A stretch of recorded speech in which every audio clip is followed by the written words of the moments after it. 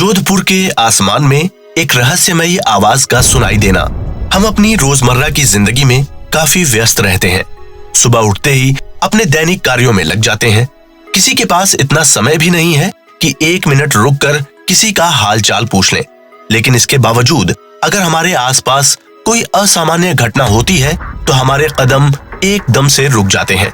हम सभी अपने जरूरी कामों को छोड़कर एक दूसरे से पूछते हैं और सच्चाई का पता लगाने की कोशिश करते हैं। इसी तरह कल्पना करो कि आप सुबह उठकर अपने घर की छत पर अखबार पढ़ते हुए चाय के मजे ले रहे हो और एकदम से आपको एक जोरदार आवाज सुनाई दे। आप सोचेंगे कि शायद कोई विस्फोट हुआ हो या किसी ने हमला किया हो या फिर कोई प्लेन क्रैश हुआ हो। ऐसा ही कुछ उस दिन जोधपुर वासियों के साथ हुआ। 18 दिसंबर 2012 को ठीक 11:25 पर जोधपुर के लोगों को आसमान में एक रहस्यमय आवाज सुनाई दी, मानो आसमान में एक जोरदार विस्फोट हुआ हो। यह आवाज इतनी तेज थी कि अगर ये 2 से 3 मिनट तक होता तो जोधपुर के सभी शीशे टूट गए होते। आवाज सुनते ही सभी लोग अपने घरों से बाहर निकलकर देखने लगे कि आखिर उनके साथ हुआ क्या है। कुछ लोग इसे बम धमाका समझ रहे थे तो कुछ लोग इसे भूकंप बता रहे थे। कुछ लोग ये भी दावे कर रहे थे कि यह सेना का कोई प्रशिक्षण या एयरक्राफ्ट हो सकता है। लेकिन भारतीय वायुसेना ने इन दावों को झुठला दिया। सेना ने ऑफिशियली कहा कि 18 दिसंबर 2012 के दिन उनके द्वारा कोई प्रयोग नहीं किया गया था और न ही वह कोई एयरक्राफ्ट था। तो आखिर उस दिन हुआ क्या था? जोधपुर के आसमान में गूंजी वो रहस्यमयी आवाज किसकी थी? इस बात का पता लगाने के लिए हमने इंटरनेट का सहारा लिया तो हमें पता चला कि इस तरह की घटना केवल जोधपुर में ही नहीं बल्कि दुनिया के अन्य हिस्सों में भी घट चुकी है। 30 सितंबर 2020 को फ्रांस के पेरिस शहर में कुछ इस तरह की घटना घटी थी। इस घटना से पेरिस के लोग काफी दहल गए थे। कई घरों के तो कांच की खिड़कियां तक टूट गईं। इस घटना के बाद वहां के लोगों ने तमाम तरह की आशंकाएं जाहिर की। कई लोगों ने सोचा कि ये कोई बम विस्फोट हो सकता है, क्योंकि इस घटना के महज 4 दिन पहले ही फ्रांस में आतंकी हमले हुए थे। इसके बाद पेरिस की सेना ने इस मामले को स्पष्ट करते हुए कहा कि ये फाइटर प्लेन के गुजरने की आवाज थी, जो कि एक सोनिक बूम की तरह था। इसके अलावा भी सोनिक बूम की घटना बेंगलुरु में भी घटित हो चुकी है, जिसने काफी लोगों को असमंजस में डाल दिया था। आखिर सोनिक बूम होता क्या है?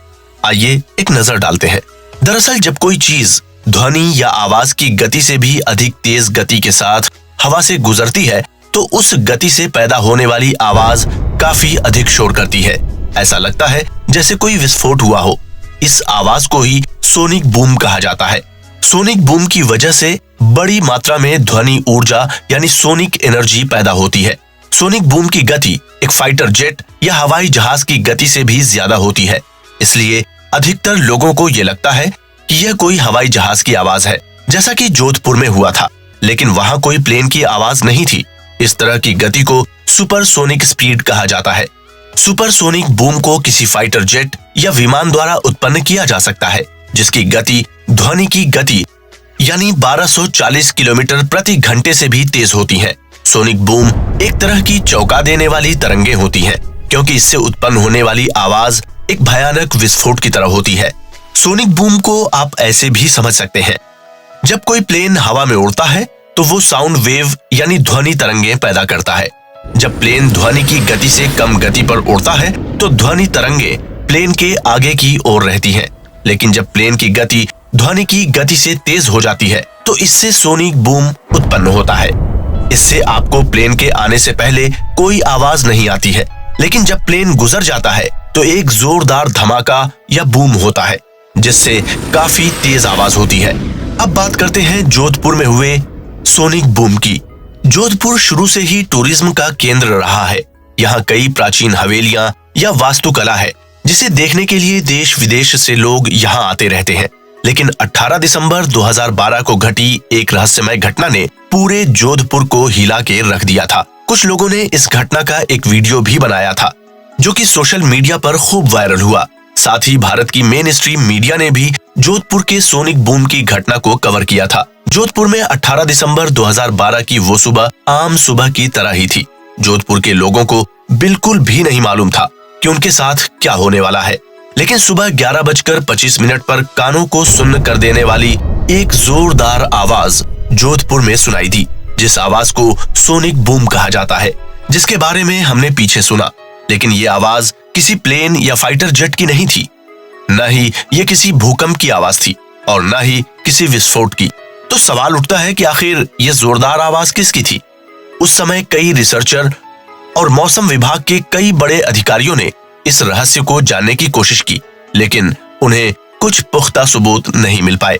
आज ये आवाज एक रहस्य बनकर रह गई है। कोई भी इसके बारे में स्पष्ट रूप से नहीं कह सकता। हर व्यक्ति अपने हिसाब से इसकी अटकलें लगा रहा है, लेकिन जोधपुरवासी आज भी उस दिन को भूले नहीं हैं।